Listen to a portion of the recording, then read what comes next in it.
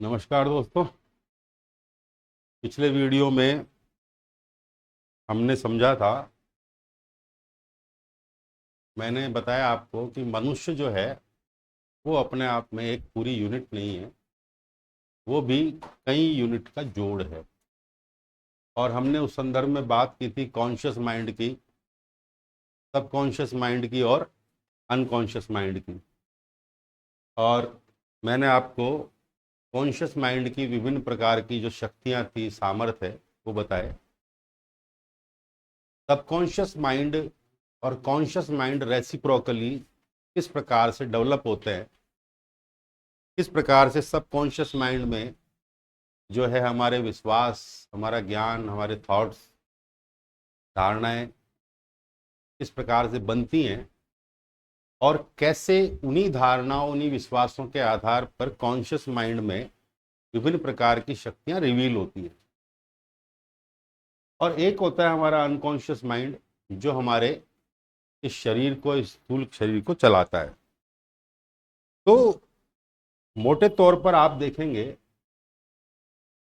तो ये तीन प्रकार की अलग अलग सत्ताएं हैं: अनकॉन्शियस, सबकॉन्शियस और कॉन्शियस माइंड। ये अलग अलग तरह से काम करते हैं, इसकी अपनी अलग प्रकार की नीड्स है, जिसको हम सामान्यतः मूलभूत आवश्यकताएं कहते हैं। भोजन की, पानी की, श्वास की, इत्यादि की जो आवश्यकताएं, आहार, निद्रा, भय, मैथुन, जिसकी हम बात करते हैं, उसकी आवश्यकताएं हैं।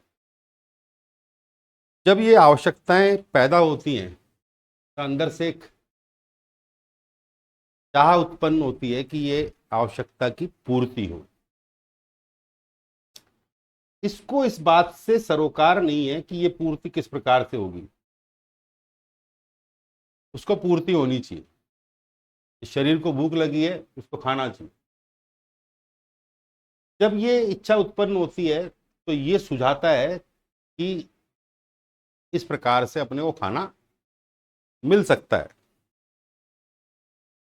और यहां पर हमारे पास में दोनों ही प्रकार के मार्ग जो है वो स्टोर्ड हैं, अच्छे भी और बुरे भी। क्योंकि सबकॉन्शियस माइंड सभी प्रकार की ज्ञान को, सभी प्रकार के विश्वासों को स्टोर करता है, चाहे वो अच्छे हों, बुरे हों, सही हों, गलत हो। तो ये गलत मार्ग भी सुझा सकता है, पर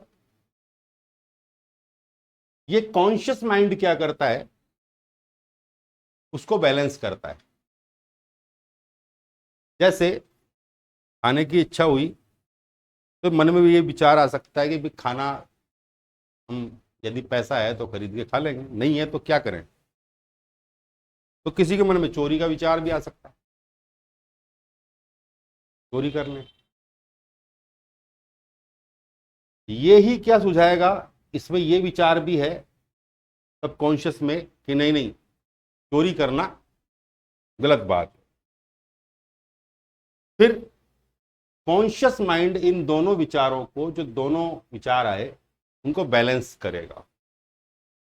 तो ये एक प्रकार की जद्दोजहद, उधेड़ बुन चलती रहती है। इसीलिए मैंने आपको पहले भी कहा था कि मनुष्य के अंदर ही विभिन्न प्रकार के समस्याओं को लेकर अंदर ही क्लैशेस चलते रहते हैं। तो ये अपने आप में एक पूरी यूनिट नहीं है, और इनमें परस्पर कई बार हार्मनी नहीं होती है। जैसे एक दूसरा उदाहरण लेते हैं,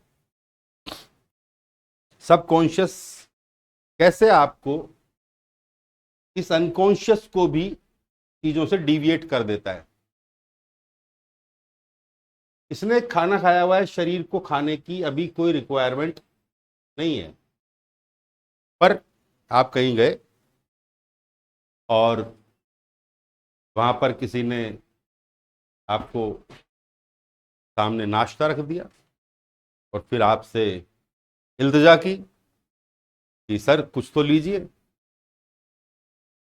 अब जो चीज वहां पर रखी हुई थी वो बड़ी आपकी पसंदीदा चीज थी, इसको केवल भोजन से मतलब है, उसको ये मतलब नहीं है कि वो चीज क्या है, वो केवल भूख शांत करने से मतलब। पर ये क्या कह रहा है कि ये जो चीज रखी हुई है ये मेरी पसंद की चीज है, मन कर रहा है खा लें। फिर उसने एक बार और इसरार किया, आपने वो चीज खा ली। तो ये कुछ कह रहा है, कॉन्शियस माइंड ने एक बार कहा नहीं नहीं नहीं नहीं, गलत, ये इसको आवश्यकता ही नहीं है। और सबकॉन्शियस कह रहा है खा लो, और आपने उठा के खा ली। तो ये जो माइंड है सबकॉन्शियस, ये आपके कॉन्शियस माइंड को भी, इसको सप्रेस कर दिया उसने, इसके विचार को भी। और इस अनकॉन्शियस को, जिसको रिक्वायरमेंट नहीं थी, शरीर को कोई रिक्वायरमेंट नहीं थी उस समय, तो भी आपने ऊपर से एक्स्ट्रा भोजन खा लिया। अब दुख कौन पाएगा? दुख किसको मिलेगा? इसको। तो ये जो सबकॉन्शियस माइंड है ये सबसे ज्यादा घातक है। अब दिक्कत क्या है मनुष्य के साथ, विडंबना जो है कि सबकॉन्शियस माइंड जो है वो इतना पावरफुल है कि आपके बहुत सारे जो निर्णय, डिसीजन, आप दिन भर जो काम करते हैं, वो बहुत सारे काम यही आपसे करवाता रहता है, आपको पता भी नहीं लगता, आप अवेयर में और इसका जो, इसमें जो शक्ति है कॉन्शियस माइंड में, वो बहुत थोड़ी सी। तो ये इसको पूरी तरह से काबू में नहीं रख पाता, नियंत्रण नहीं कर पाता, तो एक बड़ी समस्या पैदा होती है। इसीलिए एक ही आदमी के अंदर इन तीनों माइंड का जो अलाइनमेंट है, जो एक कंसिस्टेंसी है, एक हार्मनी है, वो नहीं हो पाती। और इसीलिए हम क्या कर रहे होते हैं, हम अपने आप में ही, जैसे कहते हैं ना कि एक ही आदमी में, मैंने एक शेर भी कहा था उस समय, हर आदमी में होते हैं 10-20 आदमी। तो ये मूलतः भी, केवल यदि मनुष्य को ले तो भी ये 3 अलग अलग एंटिटीज हैं, और इनको एक हार्मनी में लाना, आपस में अलाइन करना, ये सबसे बड़ा काम है।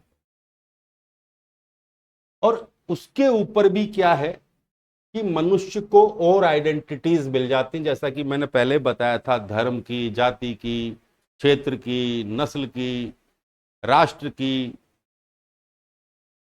और दुनिया जहान की आइडेंटिटी जो हमारी पारिवारिक है, सामाजिक है, मित्रता की, ये सारी आइडेंटिटीज हैं। अब इन सब आइडेंटिटीज के अपनी अपनी रेस्पॉन्सिबिलिटीज हैं, अपनी अपनी ड्यूटीज हैं, और उनमें आपस में क्लैशेज होते। साधारणतया जैसा कि मैंने कहा कि मनुष्य अपने आप में पूरा एक, अब उसमें एक प्राणी रूप भी रह रहा है, इसकी जो नीड्स हैं वो नीड्स जैसे अन्य प्राणियों की नीड्स हैं वैसी ही नीड्स इसकी भी हैं। और यदि हम जो भी कुछ कर रहे हैं, चाहे हम डायरेक्टली कर रहे हो चाहे हम इनडायरेक्टली कर रहे हो, यदि इसी प्राणी रूप की जो नीड्स हैं उन्हीं नीड्स को पूरा करने के लिए कर रहे हैं, तो हम वाकई किस स्तर पर जी रहे हैं? अभी भी प्राणी रूप के स्तर पर ही जी रहे हैं। आज मनुष्य ने जितना भी विकास किया है, अल्टीमेटली उस विकास की जो शुरुआत थी वो केवल यही तो थी कि सर्वाइवल की नीड्स थी और सिक्योरिटी की नीड्स थी। पर धीरे धीरे धीरे धीरे जैसे जैसे समाज बना और चीजें बनी, हमने आत्मसम्मान की, सामाजिक सुरक्षा की, और सेल्फ एस्टीम की, और दुनिया जहान की नीड्स बना। और खासकर उनके पीछे यदि हम देखेंगे, जितनी भी प्रकार की हम आज जो सो कोल्ड डेवलप्ड किया है हमने इस विश्व को, उसके पीछे जितनी भी नीड्स की बात देखेंगे तो अल्टीमेटली जाके मनुष्य की नीड्स कहाँ रुकती हैं? 2-4 चीजों पर, कि वही मूलभूत चीजें हैं। पर हमने बहुत सारी आर्टिफिशियल डिजायर्स और नीड्स पैदा कर ली और उनको इसके साथ जोड़ दिया। अब अल्टीमेटली यदि हम वो ही सब कर रहे हैं तो हम प्राणी से अभी तक मनुष्य की यात्रा की ओर अग्रसर हुए ही नहीं। सामान्यतया ये मानते हैं कि हम जिस प्रकार से ये स्थूल शरीर दिखाई दे रहा है हमारा, उस शरीर के होने मात्र से ही हम जो है मनुष्य कहलाने के योग्य हो गए। तो ये अनुचित बात, ये दार्शनिक दृष्टि से या नीति शास्त्रीय दृष्टि से ये बात ठीक नहीं है। मनुष्य होने के लिए मनुष्य, हम ये जो शारीरिक रूप है, इस रूप में तो हम मनुष्य पैदा हुए, पर वाकई मनुष्यता जो है वो सिद्ध ना होकर क्या है, साध्य है। साध्य है, हमको मनुष्य होना है और निरंतर होते रहना है। हम ये मान लें तो मुझे आप लोगों कईयों को सुनकर भी ऐसा लग रहा होगा कि हम मनुष्य नहीं है। जैसे एक कहावत होती है ना कि भेड़ की खाल में भेड़िया, ऐसे ही मनुष्य के खाल में प्राणी रह रहा है। अब हमें प्राणी से मनुष्य की यात्रा और मनुष्य से फिर उससे आगे की यात्रा शुरू करनी है। उस यात्रा में हम ये मानकर चले कि हम मनुष्य ही हैं, तो ये हमारी गलत फहमी है। कारण यदि हमारा इंक्लिनेशन जो है वो प्राणी रूप पर ही है और हम उन्हीं आवश्यकताओं की पूर्ति में लगे हुए हैं डायरेक्टली इनडायरेक्टली, तो हम मनुष्य होने की यात्रा में अभी बहुत कम अग्रसर हुए हैं। इसको थोड़ा सा हम इस तरीके से समझने की कोशिश करते हैं कि मैंने आपको पहले ही बताया था कि सबकॉन्शियस माइंड में जो भी बिलीफ्स हैं, धारणाएं हैं, थॉट्स हैं, जो भी हमारे अलग अलग प्रकार के, उनके साथ में सबकॉन्शियस माइंड क्या करता है, इमोशनल पैटर्न्स को अटैच करता है। हर अलग प्रकार के थॉट के साथ में या बिलीफ के साथ में या कोई इवेंट के साथ में या कोई सर्कमस्टेंसेस के साथ में वो एक इमोशन अटैच कर देते। ये दो प्रकार के इमोशन आप देख रहे होंगे, एक नेगेटिव इमोशंस हैं और दूसरे पॉजिटिव इमोशंस हैं। ये जो नेगेटिव इमोशंस हैं हमारे, फियर है, एंगर है, गिल्ट है, सैडनेस है, सोरो है, जेलसी है, डिप्रेशन है, शेम है, हेट है, ईगो है, ये। और दूसरी ओर लव का, हैप्पीनेस का, जॉय का, कंपैशन का, सिंपैथी का, एम्पैथी का, फ्रीडम का, पीस का, ये दूसरे इमोशंस। अब यदि हम अपने अधिकांश कर्म इस प्रकार के इमोशंस से ट्रिगर होके करते हैं, इस प्रकार के इमोशंस से प्रेरित होकर कर रहे हैं, या ये इमोशन कहीं ना कहीं उसमें छिपा हुआ है, तो हम प्राणी रूप के ज्यादा नजदीक हैं बजाय मनुष्य रूप के। क्योंकि एक्चुअल में मनुष्य होने के लिए आपको इन दोनों में एक बैलेंस क्रिएट करना पड़े। जैसा कि आप के सिलेबस में, जो एडमिनिस्ट्रेटिव एथिक्स का सिलेबस है, उसमें सिविल सेवा के आधारभूत मूल्यों की हम बात करते हैं। और एक सिविल सेवक को, एक लोक सेवक को कैसा होना चाहिए, उसकी जब हम बात करते हैं तो उसमें जितने भी प्रकार की गुड क्वालिटीज हो सकती हैं संभव, वो सब उसमें होनी चाहिए। वो क्या इनसे आएगी? इस प्रकार के इमोशंस से। तो यदि हम अपनी हर आइडेंटिटी की ड्यूटीज को, रेस्पॉन्सिबिलिटीज को बेस्ट तरीके से परफॉर्म करना चाह रहे हैं, तो हमें धीरे धीरे धीरे धीरे ये जो हमारे नेगेटिव इमोशंस हैं, इनसे हमें क्या करना पड़ेगा? डिटैच होना पड़ेगा, इनको कंट्रोल करना पड़ेगा, रेगुलेट करना पड़ेगा। और जैसे जैसे हम रेगुलेट करते जाते हैं, इनको कुछ कंट्रोल करते जाते हैं और धीरे धीरे डिटैच होते जाते हैं इनके साथ में, तब हम मनुष्य होने की दिशा में अग्रसर होते जाते हैं। इसलिए मनुष्यता सिद्ध न होकर क्या है? साध्य है। आज देखिए, हजारों सालों से इतने सारे साहित्य की रचना हुई, इतने सारे ग्रंथों की रचना हुई, चाहे वो सामाजिक उसके हों, चाहे वो राजनीतिक हों, चाहे दार्शनिक ग्रंथ हो, चाहे धर्म ग्रंथ हो, चाहे काव्य हो, सब में कहीं न कहीं नैतिकता के विकास की या मूल्यों के विकास की बात हम करते आए हैं और कर रहे हैं। जब हजारों सालों से समस्त जो साहित्य मानव जी ने जो रचा है, वो ये बात करता आ रहा है और हम उन सबको जानते भी हैं, परंपरा से, रीति रिवाज से, इन सबसे जानते भी हैं, परंतु फिर भी इतने सारे कानून, नियम, इनको बनाने की जरूरत क्यों पड़ रही है? क्या हम उन नैतिक सिद्धांतों से, मूल्यों से गवर्न नहीं हो सकते? क्या हजारों सालों में मानवता ने वो मूल्य क्यों नहीं सीखे, क्यों नहीं उसके व्यवहार में आए? क्या कमी रह गई, क्या चूक रह गई जिसके कारण ऐसा हो रहा है?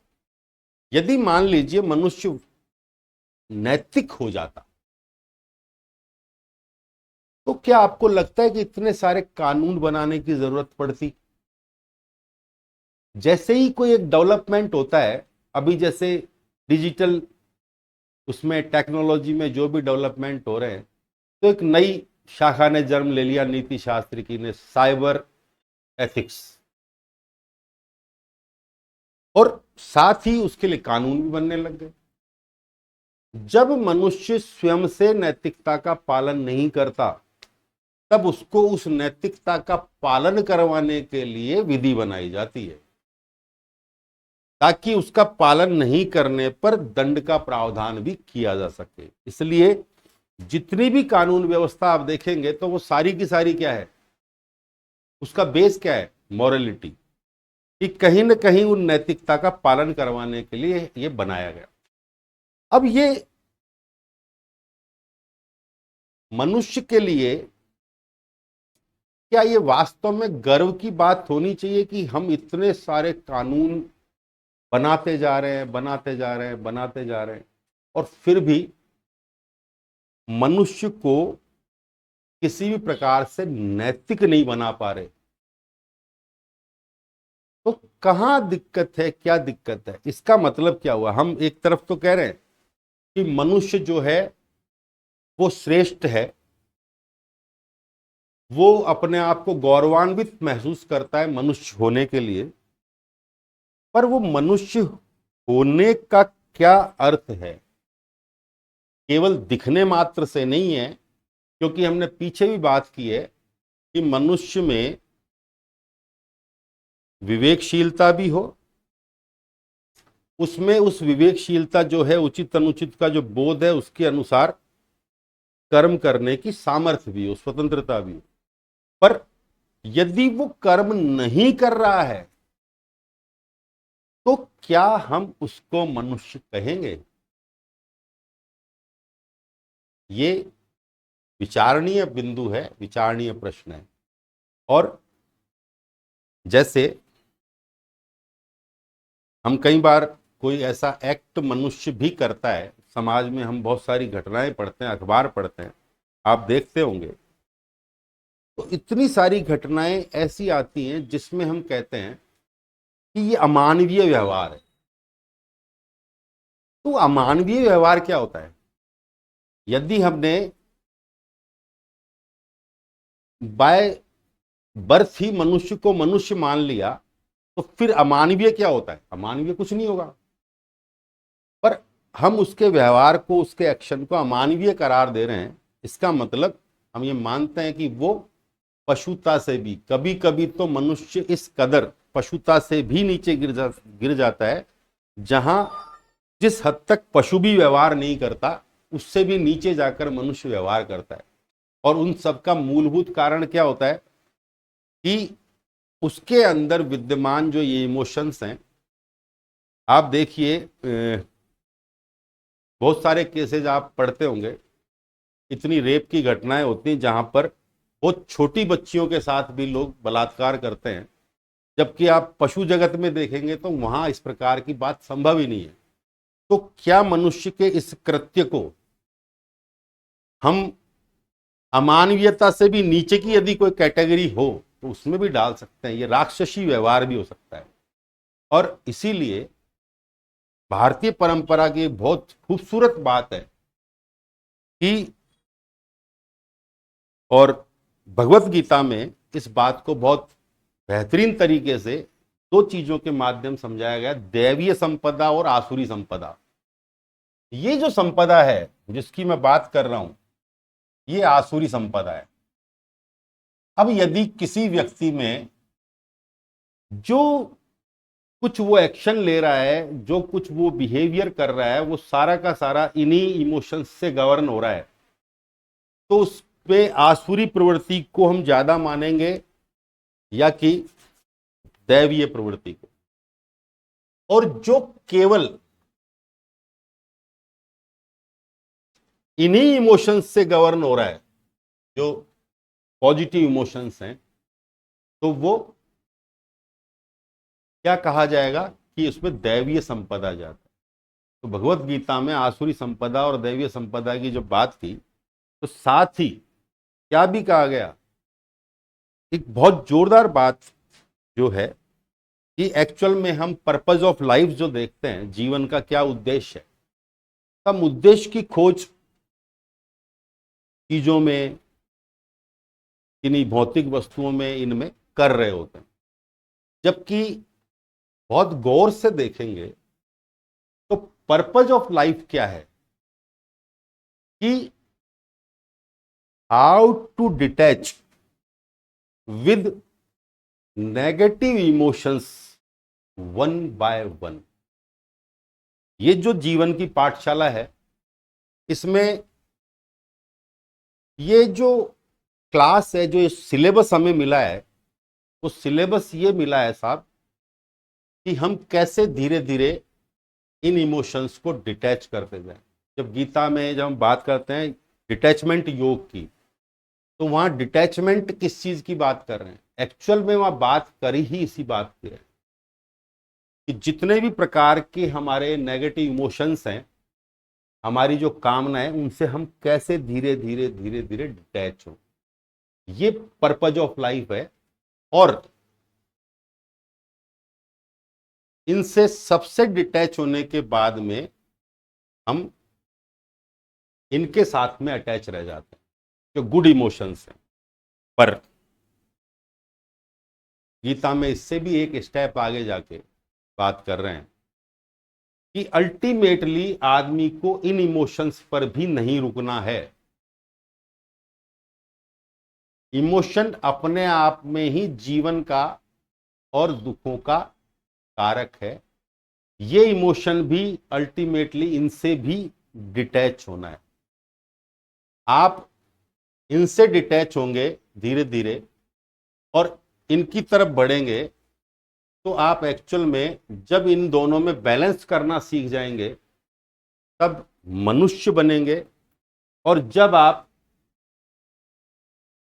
केवल ये इमोशन आपके अंदर रह जाएंगे, जैसे महात्मा बुद्ध थे, महावीर स्वामी थे, ये सारे इमोशंस पर उन्होंने क्या प्राप्त कर ली?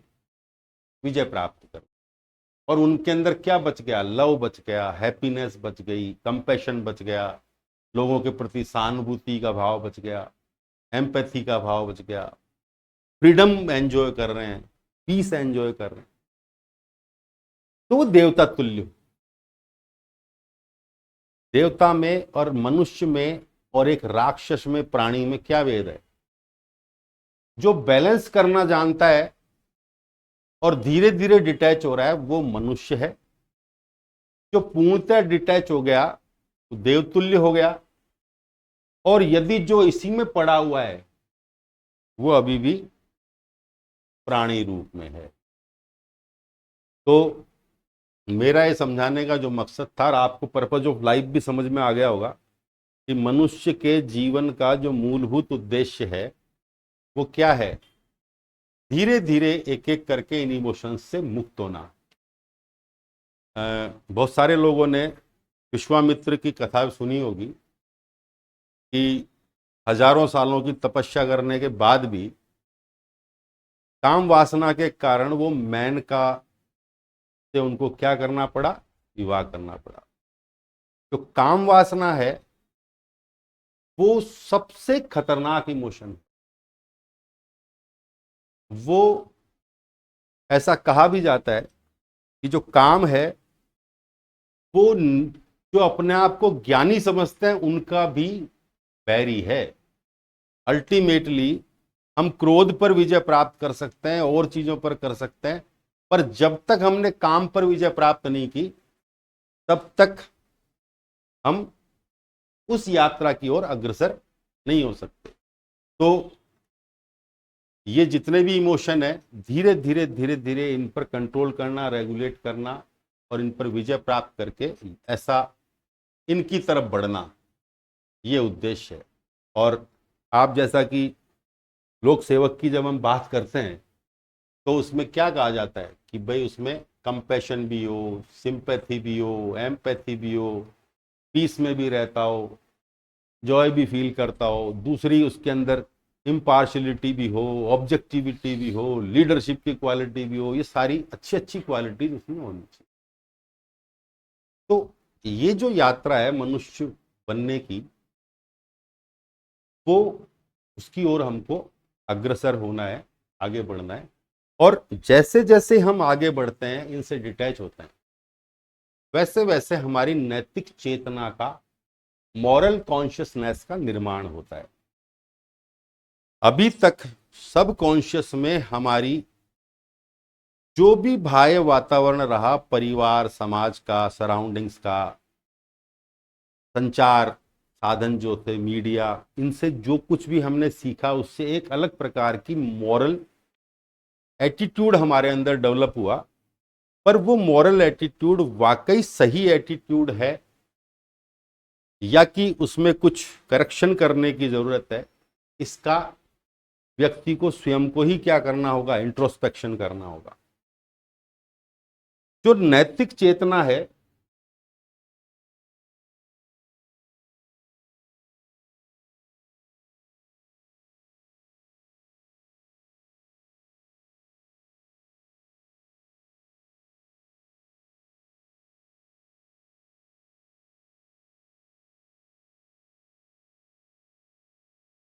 नैतिक चेतना जो है उसका विकास कैसे होता है,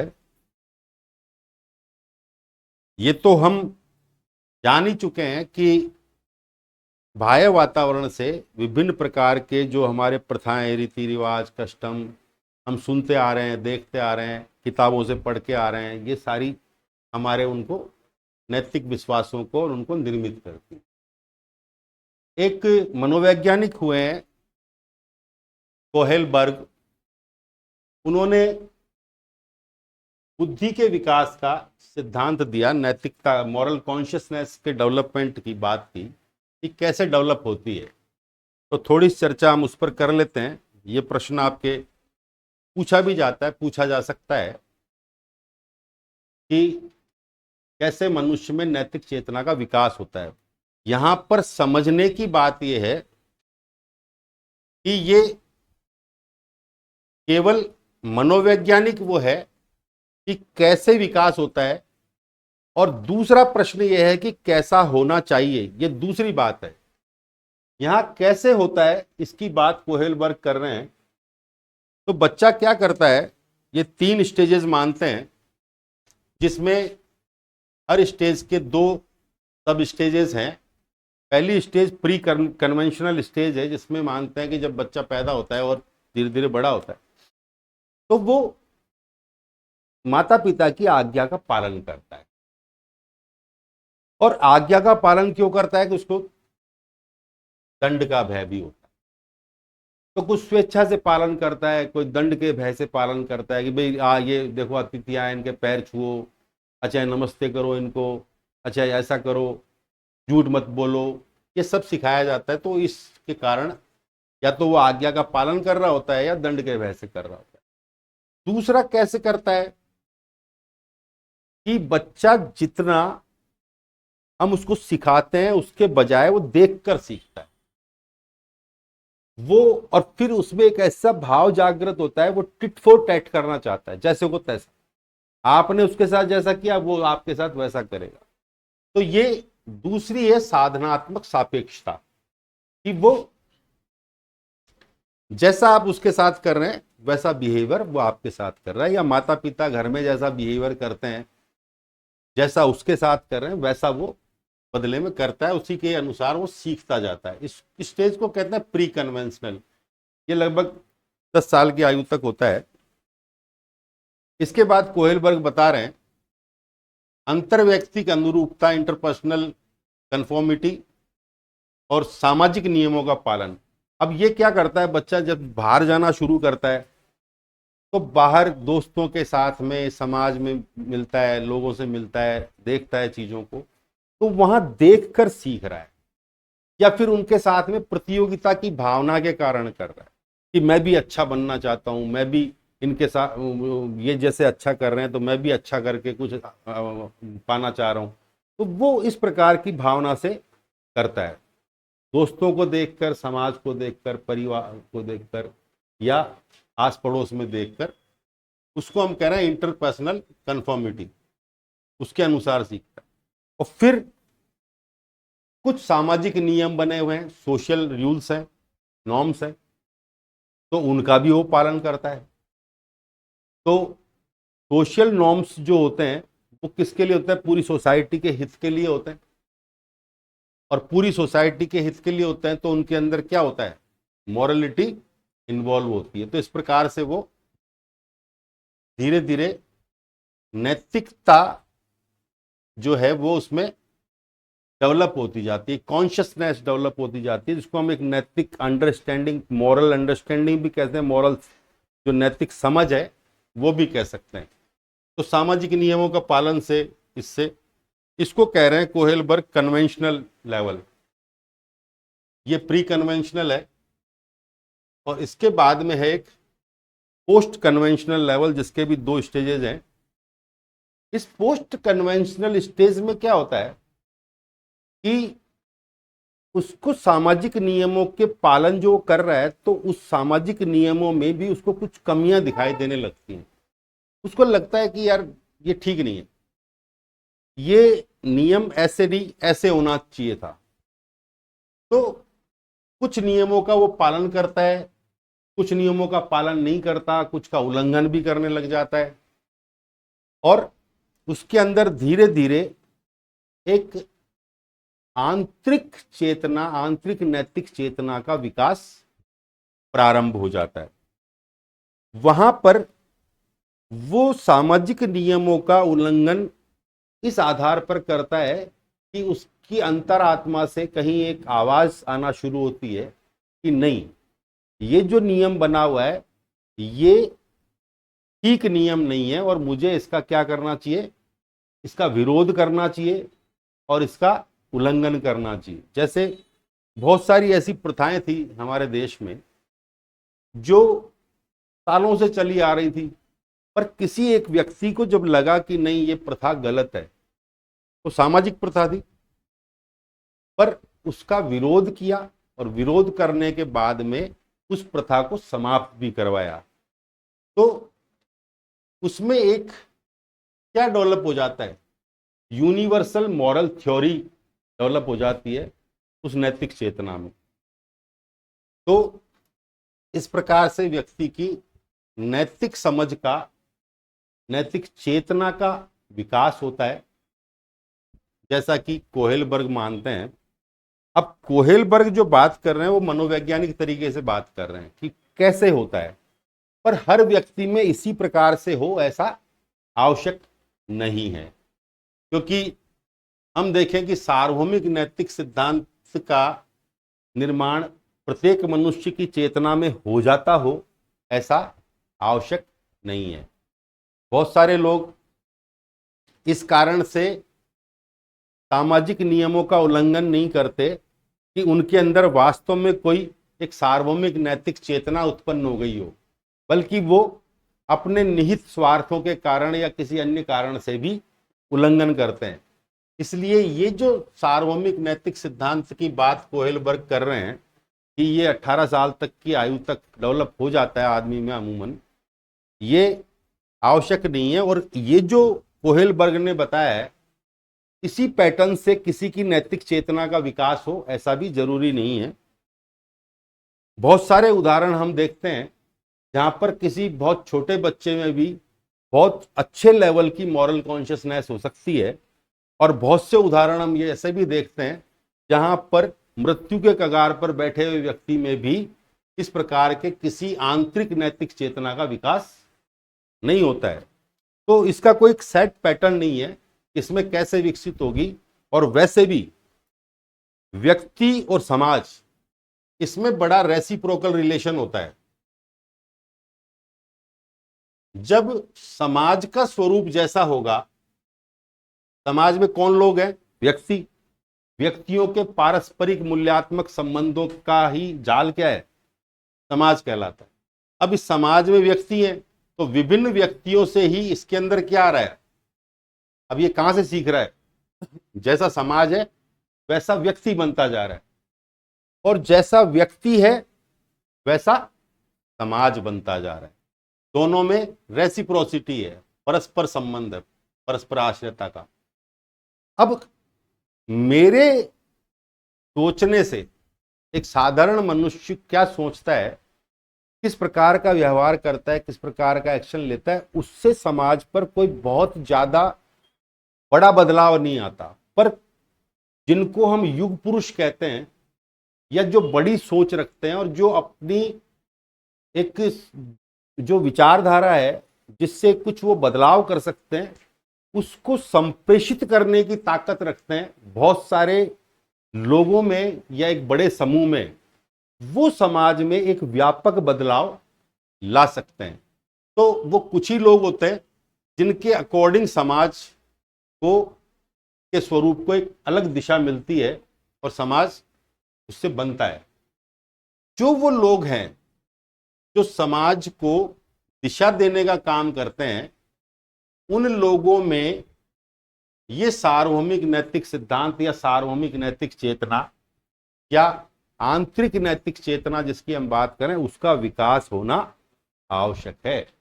अब वो विकास कैसे होगा, किस प्रकार से होगा, हम हजारों सालों से ऐसा प्रयास करते आ रहे हैं, पर आज भी हम उस स्टेज पर नहीं पहुंचे। उसके पीछे क्या बुनियादी चूक रह गई है, क्या कारण रह गए हैं, उसकी बात हम आगे भी करेंगे। और यहाँ पर जो नैतिक चेतना की हम बात की है हमने, वो नैतिक चेतना जो कोहेलबर्ग बता रहे हैं, उसको यदि हम परिभाषित करें तो नैतिक चेतना या नैतिक समझ या नैतिक बुद्धि हमारी वो सामर्थ्य है जिसके आधार पर हम किसी परिस्थिति में विभिन्न प्रकार के विद्यमान नैतिक पक्षों का आकलन करके उसमें विद्यमान जो नैतिक द्वंद्व है उस द्वंद्व में निर्णय ले सकते हैं। वो हमारी नैतिक चेतना या नैतिक समझ या नैतिक बुद्धि होती है, जिसमें हम मॉरल डायलेमास की स्थिति में एक बेटर डिसीजन ले पाते हो कि इस स्थिति में ये डिसीजन सही डिसीजन है। उसको हम नैतिक चेतना कहते हैं। और अब ये नैतिक चेतना अलग अलग प्रकार की होती है।